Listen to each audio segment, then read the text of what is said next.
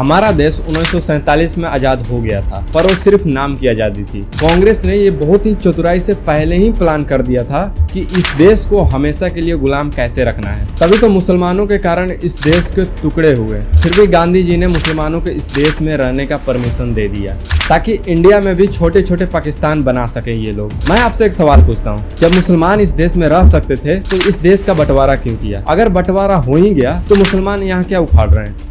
नहीं, यहाँ कुछ तो गड़बड़ है, जरूर कोई ना कोई गड़बड़। इस देश में मुसलमान होने के कारण ही हमारा आज देश जल रहा है। जिंदगी में गारंटी ये सिलेंडर धरा सरकार भी सुन ले भाई रोड पे, ठीक है ना।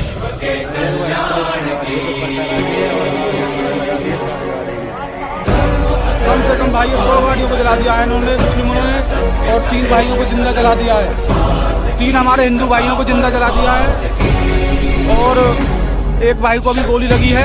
और ये देखो किस तरह हमारी गाड़ियों को जलाते हुए आ रहे हैं। मैं बात कर रहा हूँ मेवात की। हरियाणा के छोटे से गांव मेवात में मुसलमानों ने हिंदुओं का जीना हराम कर दिया है। वहाँ के हिंदू और दलित इतने परेशान हैं कि गवर्नमेंट से बस जिंदा रहने की भीख मांग रही है। और दलित बेटियों के साथ मुसलमानों ने क्या किया है, इतनी हैवानियत तो मैं यूट्यूब पर भी नहीं बता सकता। फिर भी भीम आर्मी चुप है। वही भीम आर्मी जो मुसलमानों को भाई मानती है, वही भीम आर्मी जो श्री राम को गाली देती है, वही भीम आर्मी जो संविधान की बात करती है, वही भीम आर्मी जो मुसलमानों को पीसफुल कम्युनिटी मानती है, आज उन सबके मुंह में छाले पड़ गए हैं। उन्हीं दलित लड़कियों के साथ इतना बुरा हो रहा है और वो राजनीति के चक्कर में मुसलमानों के साथ भाईचारे में लगे हैं। उनको लगता है कि अगर इस मुद्दे पर बोल दिया तो मुस्लिम और दलित के पॉलिटिक्स संबंध खराब हो जाएंगे। मतलब दलित लड़कियों के साथ रेप हो, मर्डर हो, उनके साथ हैवानियत किया जाए, उनको उनसे कोई लेना देना नहीं है, बस पॉलिटिक्स खराब नहीं होनी चाहिए। पवन कुमार जी ने जांच करने के बाद ये साफ बताया है कि वहाँ के जितने भी मुसलमान हैं वो हिंदुओं पर इतना जुल्म कर रहे हैं और खासकर दलित लड़कियों के साथ वो बहुत ही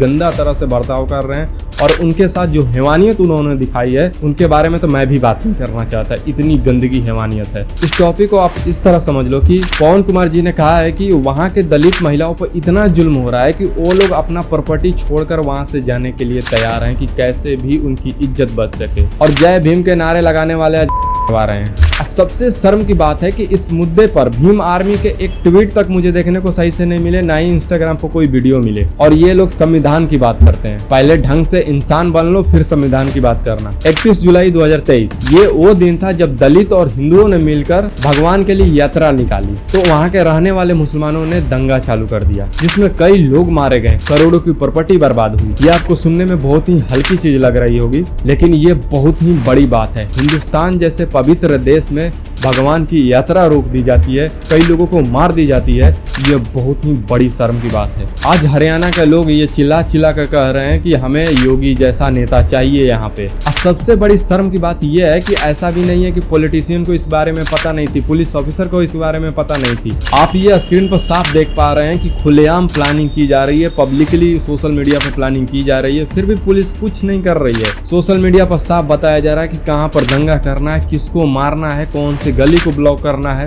उसके बाद भी गवर्नमेंट ने प्री प्लान नहीं किया। और भीम आर्मी को तो हटा ही दो, इनका तो बात ही नहीं करना मेरे को। ये सब गद्दी के भूखे हैं, सिर्फ बाबा साहब के नाम पर पॉलिटिक्स में घुसना चाहते हैं। हिंदुस्तान जैसे पवित्र देश में ऐसी घटना हो जाए वो भी यात्रा के समय पर, हरियाणा गवर्नमेंट को इस बात पर उनको शर्म आनी चाहिए कि जिन लोगों ने उनको वोट देकर जिताया उनकी ही वो रक्षा नहीं कर पा रहे हैं, फिर उनका मतलब क्या बनता है? हरियाणा के लोग उन्हें जिताए हैं सिर्फ नोट छापने के लिए नहीं, उनकी रक्षा करने के लिए। और इतनी प्री प्लान पहले से जो चीज को किया गया था उस चीज के बारे में सबको पता होने के बाद भी ये दंगा हुआ, इसका मतलब इसमें पॉलिटिक्स का भी हाथ है। मैंने एक चीज नोटिस की है कि जहाँ जहाँ भी दंगे हुए हैं वहाँ पर बीजेपी की कुछ ना कुछ सरकार थी और बीजेपी अपना ही पार्टी को खराब करने के लिए दंगे तो करवाएगी नहीं। और ये कितनी बड़ी साजिश चल रही है इलेक्शन के समय, आप लोग साफ तौर पर समझ सकते हैं। आज से पहले भी यात्रा निकाली गई है, पूजा पाठ की गई है, फिर भी ये चीजें नहीं हो रही है। पर किसी पार्टी का नाम खराब करने के लिए ये दंगे बार बार हो रहे हैं कि इलेक्शन के समय इसे हल्के में नहीं लिया जा सकता है, ना ही आपको लेना चाहिए। मैं आपसे पूछता हूँ कि आपकी क्या राय है हरियाणा गवर्नमेंट पर और भीम आर्मी पर? क्या आपको भी लगता है कि योगी आदित्यनाथ जैसा नेता होना चाहिए हरियाणा में?